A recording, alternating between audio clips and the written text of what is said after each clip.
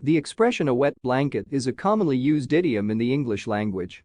It is not to be taken literally, but rather serves as a metaphor to describe someone or something that dampens enthusiasm, joy, or excitement in a given situation. Essentially, a wet blanket is an individual or factor that has a negative impact on the mood or atmosphere, often by being overly critical, pessimistic, or discouraging. Imagine a scenario where a group of friends is planning an exciting outdoor adventure like camping or hiking. They are all filled with anticipation and enthusiasm, discussing the trip's details and imagining the fun they will have. However, if one friend constantly points out the potential risks, complains about the weather, or emphasizes all the things that could go wrong, they would be considered a wet blanket in this context. Their negative attitude and constant concerns can quickly deflate the group's excitement and diminish their enthusiasm for the adventure. The term wet blanket is rooted in the idea of a literal wet blanket, which can extinguish a fire or make a person feel cold and uncomfortable. In social situations, the wet blanket's actions have a similar effect, stifling the emotional warmth and positivity of those around them.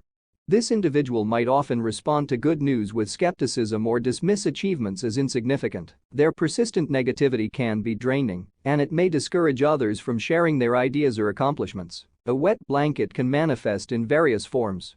It could be a friend or family member who always finds fault with your plans or goals, a colleague who habitually criticizes your ideas without offering constructive feedback, or even your own self-doubt and inner critic. In the workplace, a wet blanket might undermine team morale by dwelling on potential obstacles rather than focusing on solutions, hindering productivity and innovation. Dealing with a wet blanket can be challenging.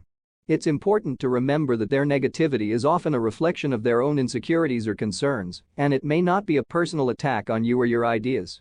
In some cases, open and empathetic communication can help address their concerns and encourage a more positive outlook. However, if the wet blanket's negativity persists and becomes toxic, it may be necessary to set boundaries and limit their influence on your life. In conclusion, a wet blanket is a figurative term that refers to someone or something that dampens enthusiasm, joy, or excitement in a given situation.